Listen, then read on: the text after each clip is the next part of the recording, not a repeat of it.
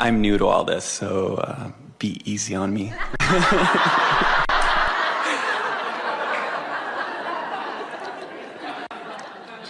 We haven't talked too much about soulmates or that kind of idea. I was wondering what you thought about that.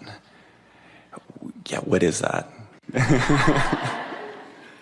Well, very often you'll meet someone and you'll feel an extra resonance with them. And we've noticed, and this surprises people when they hear it from us for the first time, that it is as likely for your soulmate to be someone who just gives you that warm, fuzzy feeling that you've come home, as it is for you to find the soulmate who just makes you feel livid and angry. Because sometimes your soulmate is already in that place of alignment and sometimes not, or sometimes your soulmate is in alignment and you are not. So depending upon where you are along this emotional scale makes them feel the way they feel to you.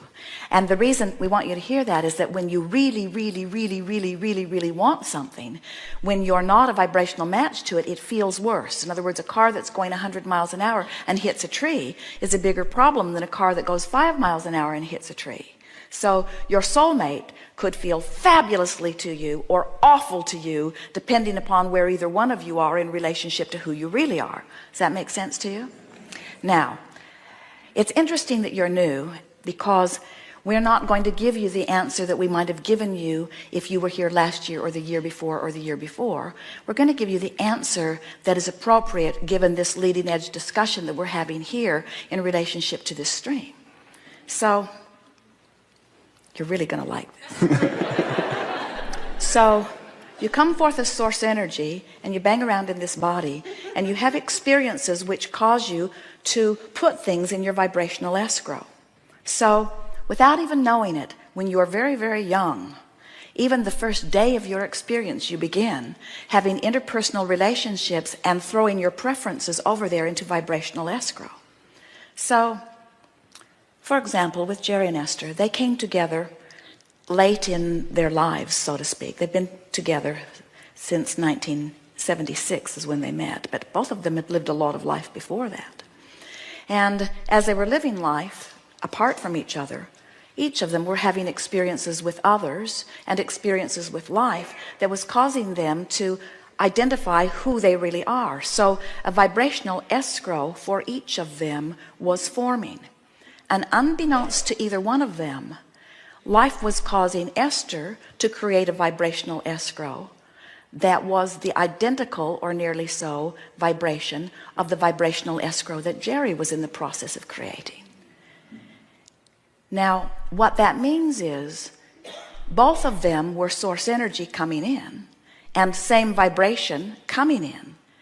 And as they each individually lived life and had exposure to experiences that took them away from who they really are, their desire to be who they really are kept getting thrown over there into their vibrational escrow. You getting a picture of this?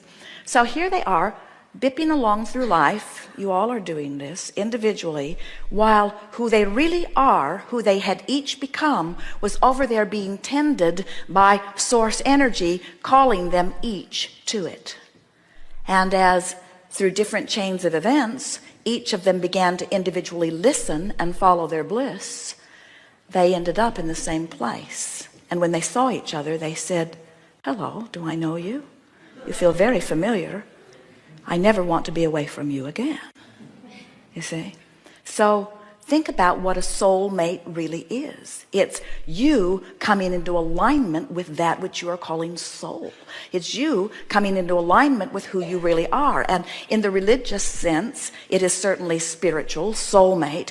But in the secular sense, in terms of relationships, isn't it logical that the person, the lover that you are seeing as your soulmate, is someone who must be vibrationally compatible with that which is the heart of you, with that which you have become?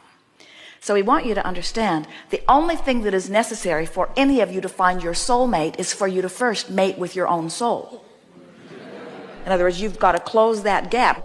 And it's an interesting thing because it's a very frequent thing that someone will be banging around and they will go to Alcoholics Anonymous or something, and they'll get turned around and they will come into vibrational alignment with who they are, and they will feel so much better as they come into alignment with who they are, and they temporarily don't really have access to their soulmate because their soulmate's still over there making amends to the people they have wronged.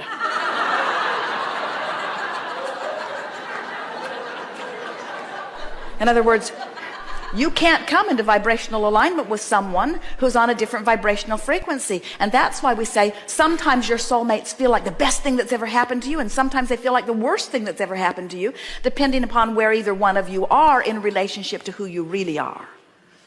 For a new person, you really ask a leading edge question. Thank you. Did you get it?